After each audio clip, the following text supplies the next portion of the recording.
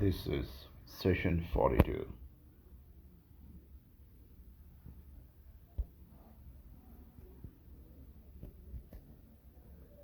Approaches to international peace.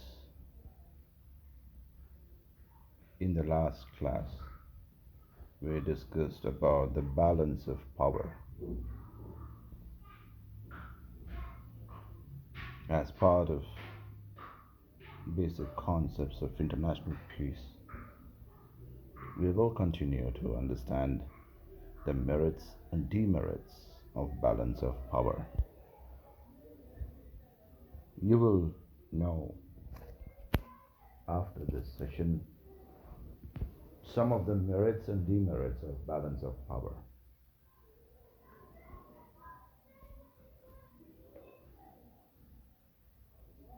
We saw plenty of techniques that countries use in order to maintain balance of power.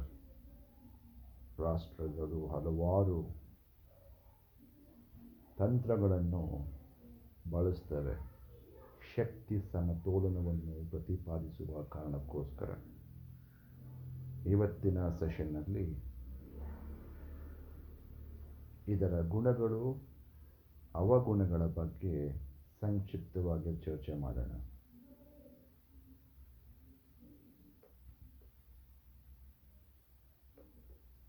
First, the countries tries to amass armaments. ರಾಷ್ಟ್ರಗಳು ಶಸ್ತ್ರಾಸ್ತ್ರಗಳನ್ನು ಸಂಗ್ರಹಿಸುವಂತಹ ಉದ್ದೇಶಗಳನ್ನು ಹೊಂದಿರುತ್ತೆ. It is the most visible and effective way of gaining power advantage.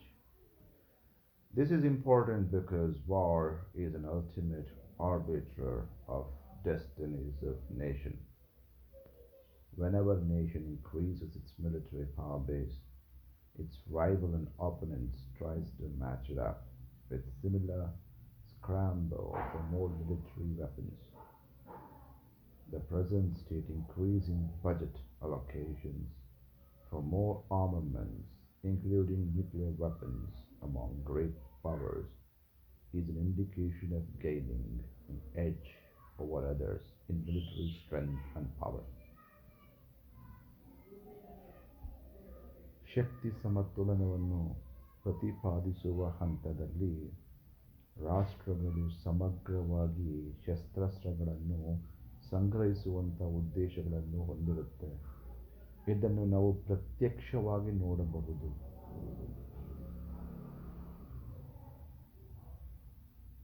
ಸಾವಿರದ 1998 ಮೇ ಭಾರತ ಅಣುಸ್ಫೋಟ ಮಾಡುತ್ತೆ. ಅದೇ ತಿಂಗಳಲ್ಲಿ ಪಾಕಿಸ್ತಾನವೂ ಕೂಡ ಅಣುಸ್ಫೋಟ ಮಾಡುತ್ತೆ. ಭಾರತ ಯಾವಾಗ ಅಗ್ನಿ ಕ್ಷಿಪಣಿಗಳ ಬಗ್ಗೆ ಟೆಸ್ಟ್ ಮಾಡಲಿಕ್ಕೆ ಮುಂದಾಗುತ್ತೋ, ಪಾಕಿಸ್ತಾನ ಅದೇ ಸಮಯದಲ್ಲಿ ಗಜನ್ವಿ ಮತ್ತು ಶಾಹಿನ್ ಕ್ಷಿಪಣಿಗಳ ಬಗ್ಗೆ ಟೆಸ್ಟ್ ಮಾಡುವಂತಹ ಒಂದು ಉದ್ದೇಶವನ್ನು ಅದು ಮಾಡಿಕೊಂಡಿರುತ್ತೆ. ನಾವು ಬೇರೆ ರಾಷ್ಟ್ರಗಳಿಂದ ಆಯುಧಗಳನ್ನು ಖರೀದುವಂತಹ ಸಮಯದಲ್ಲಿ ಪಾಕಿಸ್ತಾನವೂ ಕೂಡ ಬೇರೆ ರಾಷ್ಟ್ರಗಳಿಂದ ಆಯುಧಗಳನ್ನು ಪಡ್ಕೊಳ್ಳುತ್ತೆ. ಸೊ ಹೀಗೆ ಶಸ್ತ್ರಾಸ್ತ್ರಗಳ ಸಂಗ್ರಹಣೆ ಶಕ್ತಿ ಸಮತೋಲನ ಸಿದ್ಧಾಂತದಲ್ಲಿ ಕಾಣುವಂತಹ ಒಂದು ಪ್ರತ್ಯಕ್ಷ ಅಂಶ ಅಂತ ಕರಿಬೋದು. The next concept is territorial expansion. ಶಕ್ತಿ ಸಮತೋಲನವನ್ನು ಮೇಂಟೈನ್ ಮಾಡಬೇಕು ಅಂತ ರಾಷ್ಟ್ರಗಳು ತಮ್ಮ ಗಡಿ ಪ್ರದೇಶವನ್ನು ವಿಸ್ತರಿಸುತ್ತೆ. ಫಾರ್ ಎಕ್ಸಾಂಪಲ್, ರಷ್ಯಾ ಪೋಲ್ಯಾಂಡ್ ಮತ್ತು ಆಸ್ಟ್ರಿಯಾನ ಆಕ್ರಮಿಸುತ್ತೆ ಶೀತಲ ಸಮರದ ಸಮಯದ ಆರಂಭದಲ್ಲಿ.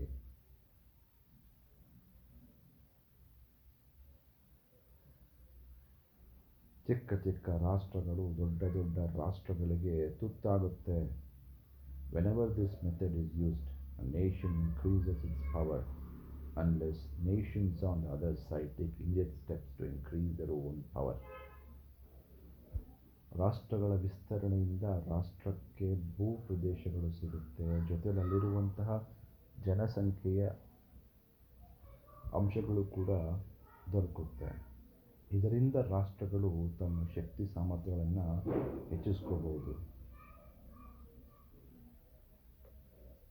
ಮೂರನೇ ಅಂಶ, establish a neutral or buffer state. ಈ ಬಫರ್ ಸ್ಟೇಟ್ ಅಂತ ಹೇಳಿದ್ರೆ ಅದು ಒಂದು ರೀತಿಯಾಗಿ ಶಾಂತಿಯುತವಾಗಿರುವಂಥ ಒಂದು ನಿರ್ದಿಷ್ಟವಾಗಿರುವಂಥ ಒಂದು ರಾಷ್ಟ್ರವಾಗಿ ಕಾಣಿಸ್ಕೊಳ್ಳುತ್ತೆ. ಆ ರಾಷ್ಟ್ರ ವಿವಾದಾತ್ಮಕ ರಾಷ್ಟ್ರಗಳ ಮಧ್ಯೆ ಸಿಲುಕಿರುವಂತಹ ರಾಷ್ಟ್ರವಾಗಿರುತ್ತೆ. ಈ ರಾಷ್ಟ್ರವನ್ನು ಸಾಮಾನ್ಯವಾಗಿ ಯಾರೂ ಕೂಡ ಟಚ್ ಮಾಡೋಕ್ಕೆ ಹೋಗೋದಿಲ್ಲ. ಎಕ್ಸಾಂಪಲ್, ಆಫ್ಘಾನಿಸ್ತಾನ. ಶೀತಲ ಸಮಯದಲ್ಲೂ ಕೂಡ ಆಫ್ಘಾನಿಸ್ತಾನ ಒಂದು ರೀತಿಯಾಗಿ ಶಾಂತಿಯ ರಾಷ್ಟ್ರವಾಗಿ ಕಾಣಿಸ್ಕೊಳ್ಳುತ್ತೆ. ಯಾಕೆಂದರೆ ರಷ್ಯಾ ಮತ್ತು ಅಮೇರಿಕ ಅದನ್ನು ಟಚ್ ಮಾಡೋಕ್ಕೆ ಹೋಗಿರಲಿಲ್ಲ. ಆದರೆ 1979ರಲ್ಲಿ ಯಾವಾಗ ರಷ್ಯಾ ಆಫ್ಘಾನಿಸ್ತಾನ ಆಕ್ರಮಣ ಮಾಡೋಕ್ಕೆ ಬರುತ್ತೋ ಅಂಥ ಸಮಯದಲ್ಲಿ ಅಮೇರಿಕ ಅದಕ್ಕೆ ವಿರೋಧಿಸಿ ಅಮೇರಿಕದ ಯೋಧರು ಕೂಡ ಆಫ್ಘಾನಿಸ್ತಾನಕ್ಕೆ ಹೋಗಿ ಅದನ್ನು ಪ್ರೊಟೆಕ್ಟ್ ಮಾಡುವಂತಹ ಸನ್ನಿವೇಶ ನಾವು ನೋಡ್ತೀವಿ. ಸೊ ಬಫರ್ ಸ್ಟೇಟ್ ಎನ್ನುವಂಥದ್ದು ಕೂಡ ಶಕ್ತಿ ಸಮತೋಲನಕ್ಕೆ ಕಾರಣಭೂತವಾಗಿರುವಂಥ ಅಂಶವಾಗಿ ಕಾಣಿಸ್ಕೊಳ್ಳುತ್ತೆ.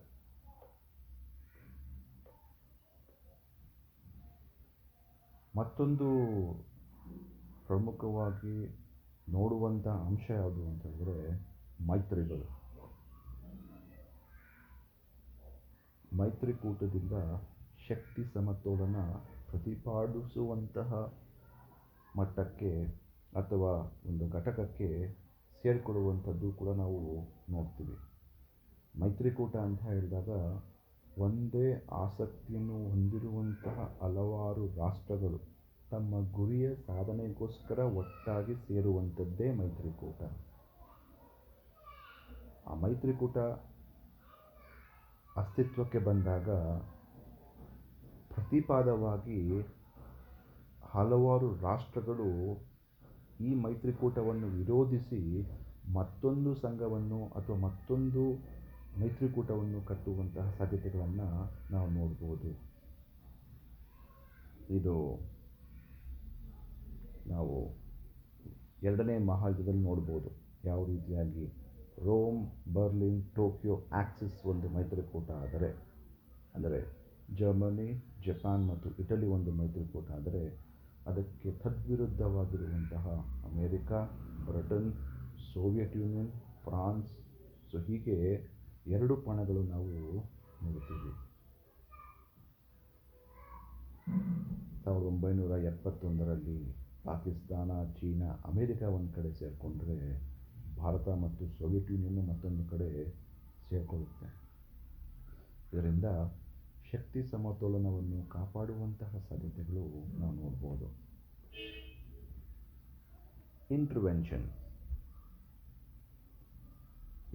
ಅಂತ ಹೇಳಿದ್ರೆ ಇನ್ ಕೇಸ್ ಏನಾದರೂ ಸಮತೋಲನಕ್ಕೆ ಧಕ್ಕೆ ಉಂಟಾಗುವಂತಹ ವಾತಾವರಣ ಸೃಷ್ಟಿಯಾಗ್ತಾ ಇದ್ದರೆ ಬಲಿಷ್ಠ ರಾಷ್ಟ್ರಗಳು ಅದನ್ನು ನ್ಯೂಟ್ರಲೈಸ್ ಮಾಡಲು, ಅದನ್ನು ಸರಿಸಮಾನವಾಗಿ ಮಾಡಲಿಕ್ಕೋಸ್ಕರ ಅದೇ ಪ್ರತ್ಯಕ್ಷವಾಗಿ ಇನ್ವಾಲ್ವ್ ಆಗುತ್ತೆ. A major nation tries to regain a lost ally or pick up a new ally by intervening in the internal affairs of a smaller country. ದೊಡ್ಡ ರಾಷ್ಟ್ರಗಳು ಶಕ್ತಿ ಸಮತೋಲನವನ್ನು ಕಾಪಾಡೋಕ್ಕೋಸ್ಕರ ಚಿಕ್ಕ ರಾಷ್ಟ್ರದ ಆಂತರಿಕ ವಿಷಯದಲ್ಲೂ ಕೂಡ ಎಂಟ್ರಿ ಕೊಡುತ್ತೆ. ಎಕ್ಸಾಂಪಲ್, ವಿಯೆಟ್ನಾಂ ಕ್ರೈಸಿಸ್ 1960ರ ದಶಕದ ಅಂತ್ಯದಲ್ಲಿ ಮತ್ತು 70ರ ಆರಂಭದಲ್ಲಿ ಅಮೇರಿಕ ಡೈರೆಕ್ಟಾಗಿ ವಿಯೆಟ್ನಾಮಿನ ಆಂತರಿಕ ವಿಷಯಗಳಿಗೆ ಇನ್ವಾಲ್ವ್ ಆಗುತ್ತೆ. ಕಾರಣ ಏನಪ್ಪ ಅಂತ ಹೇಳಿದ್ರೆ ಚೀನಾದ ಪ್ರಭಾವ ಇರುವಂತಹ ಸಮತಾವಾದದ ಚಿಂತನೆಗಳು ವಿಯೆಟ್ನಾಮಿಗೆ ಹೋಗಬಾರ್ದು. ವಿಯೆಟ್ನಾಮಿನ ಕೇಸ್ ಏನಾದರೂ ಆ ಸಮತಾವಾದಿಗಳ ಗುಂಪಿಗೆ ಬಿದ್ದರೆ ಬೇರೆ ಎಲ್ಲ ಚಿಕ್ಕ ಪುಟ್ಟ ರಾಷ್ಟ್ರಗಳು ಅವ್ರ ಕಡೆ ಹೊರಟೋಗ್ತವೆ. ಆ ಒಂದು ಕಾರಣಕ್ಕೋಸ್ಕರನೇ ಅದನ್ನು ಸರಿ ಮಾಡಬೇಕು ಅಂತ ಅಮೇರಿಕ ಡೈರೆಕ್ಟಾಗಿ ಈ ಪುಟ್ಟ ರಾಷ್ಟ್ರವಾಗಿರುವಂಥ ವಿಯೆಟ್ನಾಮಿನ ವಿಷಯಕ್ಕೆ ತಲೆ ಹಾಕುತ್ತೆ. It also alters the distribution of power by detaching allies from the opposite side. ನೋಡಿ, ಎರಡು ಗುಂಪಾಗಿರುತ್ತೆ ಮೈತ್ರಿಕೂಟದ ಒಂದು ನೇತೃತ್ವದಲ್ಲಿ. ಆದರೆ ಆ ಎರಡು ಗುಂಪುಗಳಿಂದ ಸಮತೋಲನೆಯ ಸ್ಥಿರತೆ ನಾವು ನೋಡ್ಬೋದು. ಬಟ್ ಆದರೆ ಬಲಿಷ್ಠ ರಾಷ್ಟ್ರಗಳು, ಎರಡು ಗುಂಪಿನ ಬಲಿಷ್ಠ ರಾಷ್ಟ್ರಗಳು ಮತ್ತೊಂದು ಗುಂಪಿನ ಅಥವಾ ಎದುರಾಳಿಯ ಗುಂಪಿನ ಚಿಕ್ಕ ಪುಟ್ಟ ರಾಷ್ಟ್ರಗಳ ಮನಸ್ಸನ್ನು ಒಲಿಸುವಂತಹ ಕಾರ್ಯಗಳನ್ನ ಮಾಡ್ತಾ ಇರುತ್ತೆ. ಎಕ್ಸಾಂಪಲ್, ಭಾರತವು ಯಾವಾಗ ಹಳಿತ ಚಳುವಳಿಯನ್ನು ಆಯ್ಕೆ ಮಾಡುತ್ತೋ, ಭಾರತವನ್ನು ಒಲಿಸಲಿಕ್ಕೋಸ್ಕರ ಅಮೇರಿಕಾ ಮತ್ತು ಸೋವಿಯತ್ ರಷ್ಯಾ ಇಬ್ಬರೂ ಕೂಡ ಭಾರತವನ್ನು ಉಳಿಸಲಿಕ್ಕೆ ಪ್ರಯತ್ನ ಪಡ್ತಾರೆ. ಆದರೆ Bharat ಬಗ್ಲಿಲ್ಲ.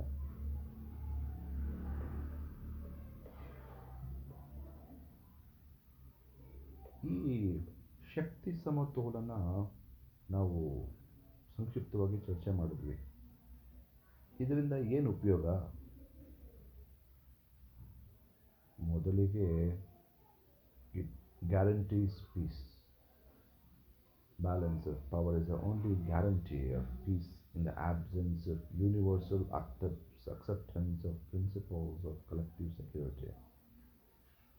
When security continues to be a national obligation, it can never be ensured except by a balance of power. ಶಕ್ತಿ ಸಮತೋಲನದಿಂದ ಶಾಂತಿ ಸ್ಥಿರತೆ ಸಾಧ್ಯವಾಗುತ್ತೆ ಎಂಬುದು ಗೋಚರವಾಗುತ್ತೆ. ಯಾಕಂದರೆ ಎರಡು ಪಣಗಳ ಹತ್ರನೂ ಕೂಡ ಅಸ್ತ್ರಗಳಿದ್ದಾವೆ. ಎರಡು ಪಣಗಳು ಕೂಡ ಶಕ್ತಿಯುತವಾಗಿರುವಂಥದ್ದು.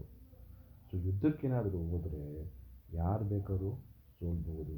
ಆ ಒಂದು ಕಾರಣಕ್ಕೋಸ್ಕರ ಸಾಮಾನ್ಯವಾಗಿ ಯುದ್ಧಗಳು ಆಗುವಂಥದ್ದು ಅತ್ಯಂತ ಕಡಿಮೆ.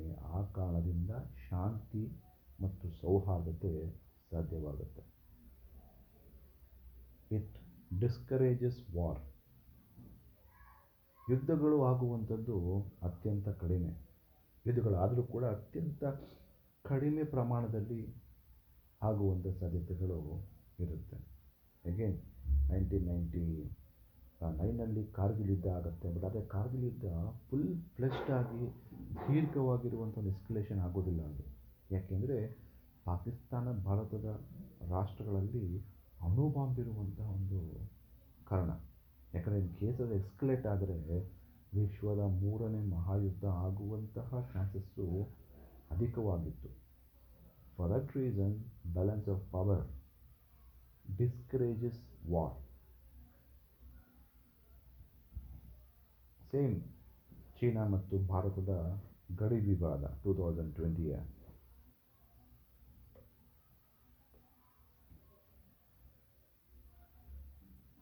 the absence of supreme international authority capable of enforcing justice. The balance of power enables international law to command respect.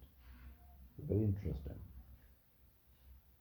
ನಮಗೊತ್ತು, ವಿಶ್ವಸಂಸ್ಥೆ ಒಂದು ರೀತಿಯಾಗಿ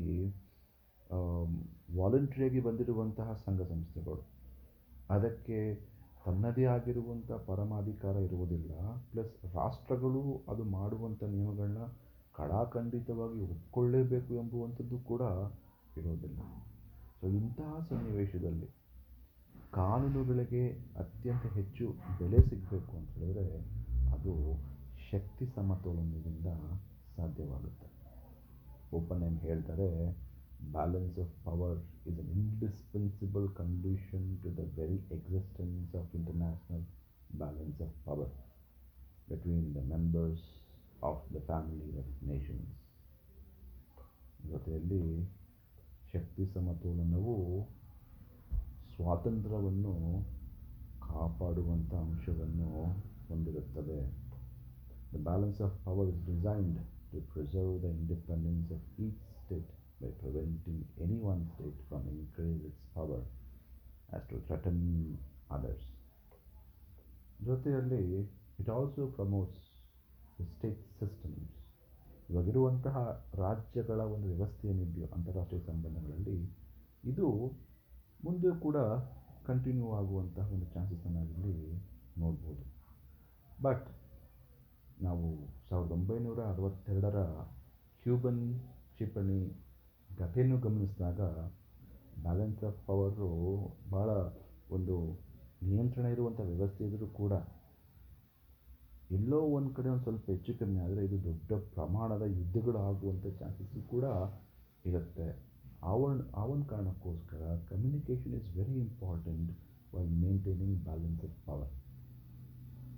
ಭಾರತ ಮತ್ತು ಚೀನಾದ ಗಡಿ ವಿವಾದ ಆಗುವಂತಹ ಸಮಯದಲ್ಲಿ 2020 ಮತ್ತು 2017 ಗಡಿ ವಿವಾದನ ಗಮನಿಸಿದಾಗ there is always a military channel that is open between both the countries.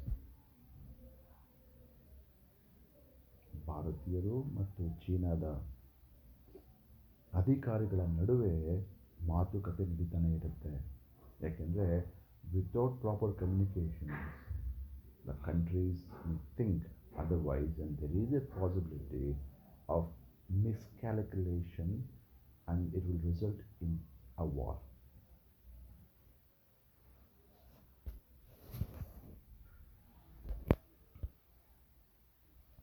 Whose association or organization is the UN? ILO, World Bank, WHO, all the above. Answer D. Find the prime subject of the United Nations. Collective security, national sovereignty, national integration, national independence. Answer B. Which article of UN Charter states that UN shall possess judicial personality? 2, 5, 1 and 6. C. Which of the following act is responsible for the creation of United Nations subject by Indian Parliament? UN Act 1948, UN Act 1949, UN Act 1946, UN Act 1947. Answer D. Which reform of Security Council is problematic? Enlarging the permanent membership could impair decision making. None of the existing permanent members are keen to give up their seats.